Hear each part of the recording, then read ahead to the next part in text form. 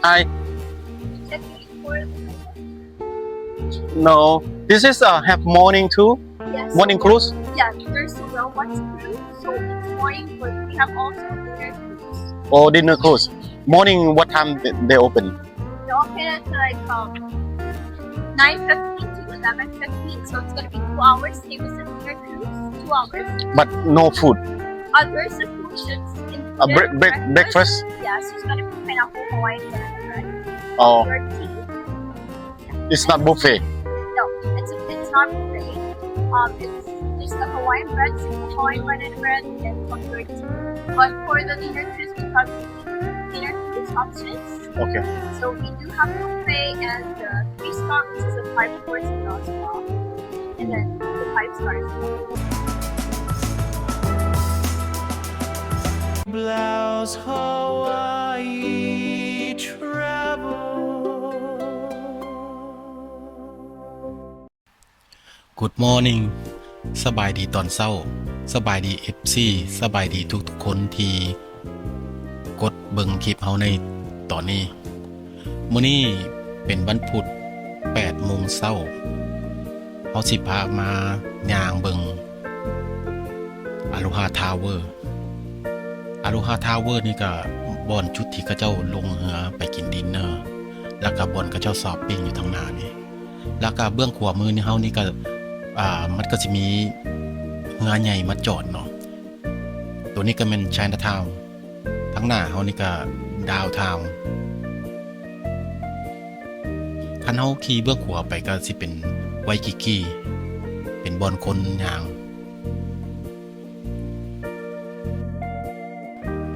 เฮาก็อยากมาทายให้คนรู้จักว่า Aloha Tower บนลงเรือกินดินเนอร์นั้นอยู่บนใดคันผู้ใดมายามมาจากเมนแลนด์เนาะ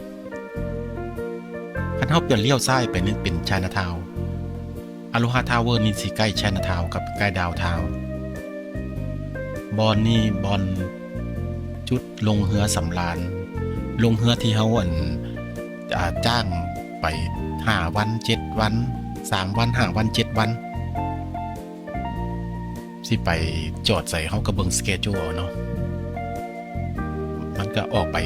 ทางในประเทศแล้วก็ทางนอกประเทศในประเทศก็คือ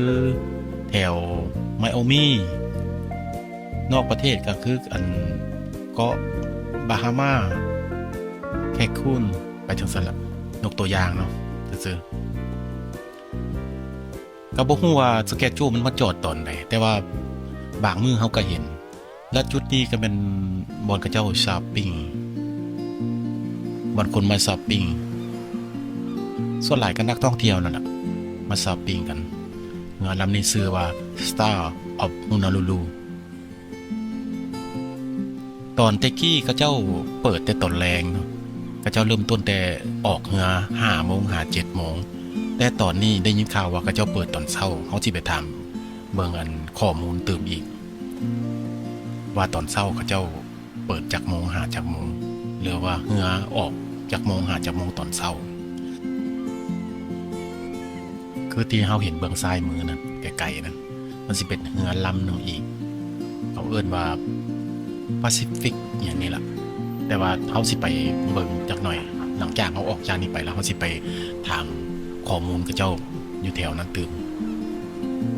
ที่เฮาแนมเห็นตึกนั้นมันสิเป็นตึกทางเข้าไวกิกิบนถนนคนเดินตอนเช้านี้ก็คนก็บ่ค่อยหลายปานใดเพราะว่าตอนนี้คนบ่ทันฮู้จักเทื่อนักท่องเที่ยวก็บ่ทันฮู้จักหลายเทื่อว่าเขาเจ้าเปิดตอนเช้าเนาะเขาเจ้าก็หาก็เปิดบาง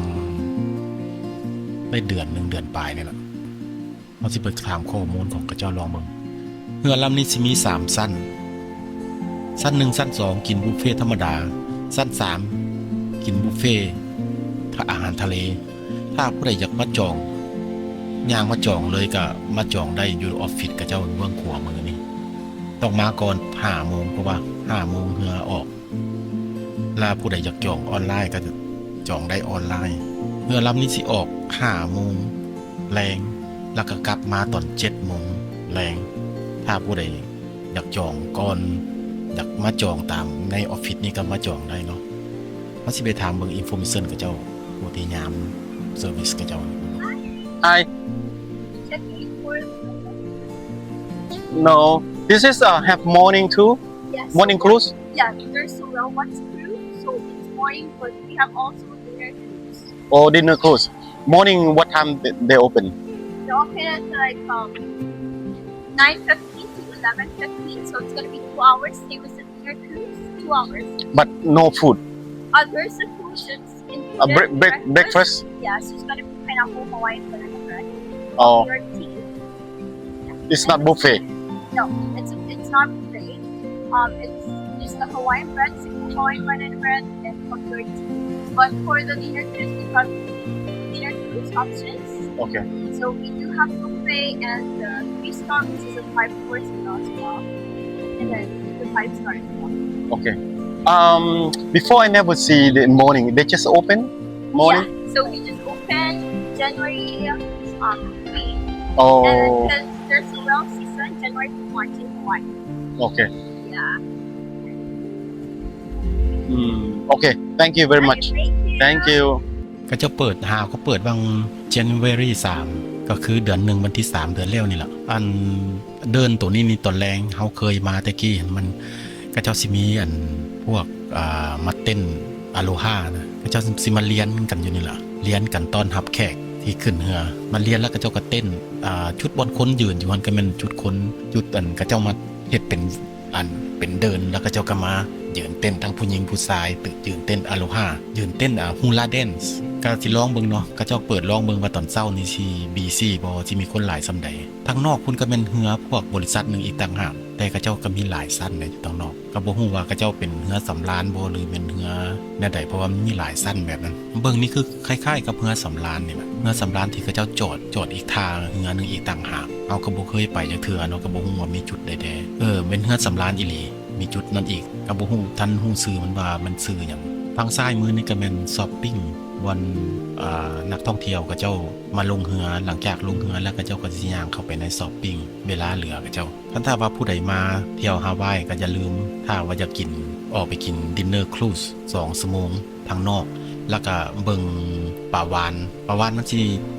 สิกระโดดขึ้นมานะกระโดดขึ้นมาเขาสิไปจอดเรือเบิ่งตอนนั้นล่ะเขาเจ้าให้คนถ่ายรูปอันนี้ก็เป็นบาร์บ่ฮู้เขาเจ้าต้องปิดแล้วบ่หรือเปิดเพราะว่าตอนแรงเฮาม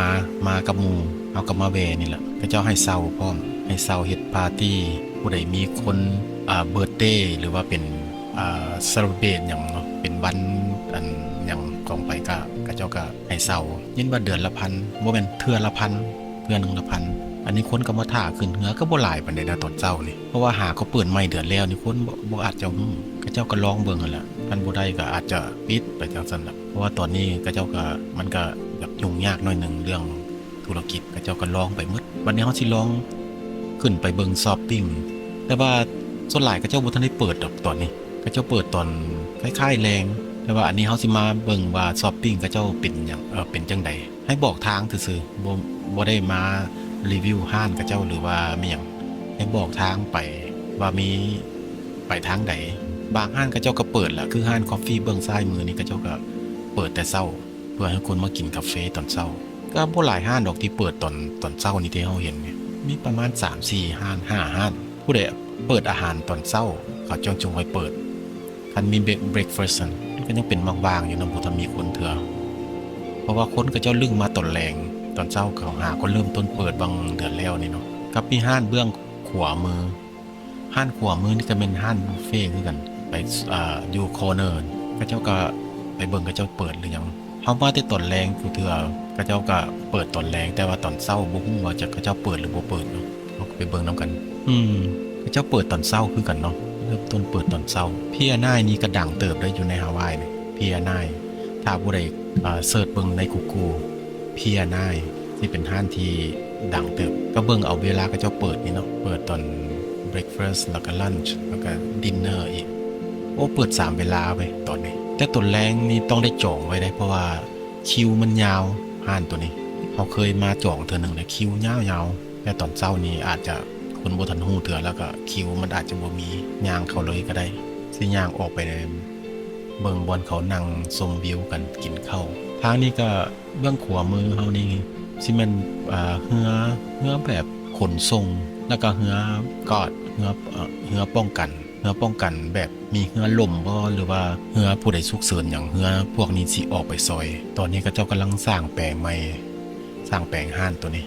กลางคืนห้านตัวนี้ก็คนเต็มเลยตอนมาแต่กี้มาตอนแรงคนสิแน่นเลยแต่ตอนนี้เฮาเบิ่งก็ตอนเช้าเนาะคือว่าบ่เคยมาตอนเช้าจักเทื่อยินข่าวว่าเขาเจ้าเปิดตอนเช้าให้คนมาเข้ามาแหละแต่คนก็อาจจะบ่ฮู้หลายอันนี้เฮาก็ถ่ายให้เบิ่งซื่อๆว่าทางมันไปทางใดมีห้านแบบใดชนิดใดตอนนี้เขาเจ้าบ่ทันได้เปิด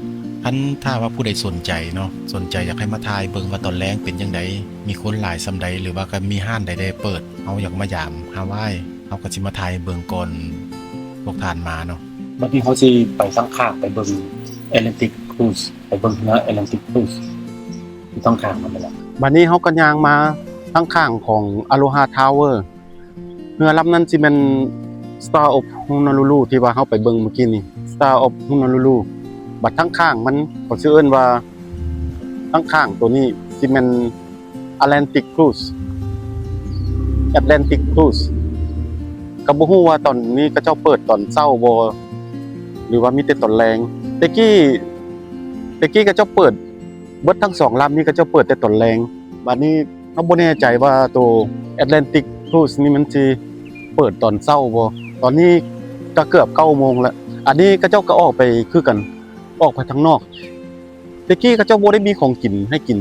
แต่เดี๋ยวนี้เห็นโต๊ะเขาเจ้าอยู่ไหนก็มีของกินคือกันเดี๋ยวนี้ที่เข้าไปถามเขาเจ้าทางไหน Hello Hi good morning the cruise open morning too or just afternoon I mean on evening We have only a low watch cruise today. Oh. 11:30 to 2. 11:30 to 2 Yeah. That's all Yeah. all day Just one cruise, yeah. one cruise only Did today, only one cruise, yeah. okay how many hour 2.5. 2.5 hour and then have food in cruise No. no We sell some food on board, or you can bring your own. oh and how much for ticket $59. $59 Yeah. is that welcome walk-in Yes. True? Yes, but you should get here. You should book before, or we might leave before you get here, you know. oh and I can walk in and pay over here before too Yes. At like 11. 11 Yeah. but the boat out Leaves at 11:30. leave 11:30 Sometimes sooner. oh, okay just watch the well Yep. like that right Yeah. oh like that okay thank you very much ก็เจ้าเปิด11ก็เจ้าครูซ 11:30 2 ชั่วโมงครึ่งไปเบิ่งป่าวานไปเบิ่งแววก็มีแต่เที่ยวเดียวก็เจ้าว่าเรือ Atlantic Cruise นี่มีแต่เที่ยวเดียว 11:30 จองออนไลน์ก็ได้หรือว่าสิย่างเข้ามาซื้ออยู่นี่ก็ได้ราคา$59.99ก็ถือว่า60นั่นแหละแต่ตอนนี้บ่ทันฮอด 10:00 นคนบ่ทันได้มาเทื่อผู้ใดอยากไปเบิ่งป่าวานทางนอกก็เจ้าสิออกไปจอดอยู่นอกแล้วก็เบิ่งป่าวานเล่นน้ำประมาณ2 ชั่วโมงครึ่งแล้วก็อาหารบ่มีบุฟเฟ่ต์มีแต่เฮาสั่งซื้อกินอยู่ในเรือผู้ใดอยากเอาอาหารอยู่บ้านกลับมากินในเรือนี่ก็ได้เขาว่าแต่กี้ก็เจ้าบ่ได้มีอาหารอยู่ในนี้บัดนี้ก็เจ้ามีอาหารขายแล้วอยู่ในนี้คลิป Aloha Tower ก็เป็นประมาณนี้เนาะถ้าผู้ใดมีสนใจหรือมีคำถามหยังก็ให้ถามว่าลงเรือสิลงแบบใดหรือว่ามากันจักโมงเฮาสิเอารายละเอียดไว้ในกล้องคลิปถ้าผู้ใดอยากรู้รายละเอียดหยังเพิ่มเติมก็ให้คอมเมนต์บอกคลิปนี้ก็เบิดเท่านี้คุณฟ้าว่าผู้ใดมักคลิปเฮาหรือว่ามีประโยชน์ก็กดติดตามกดไลค์กดแชร์ให้เด้อขอขอบใจ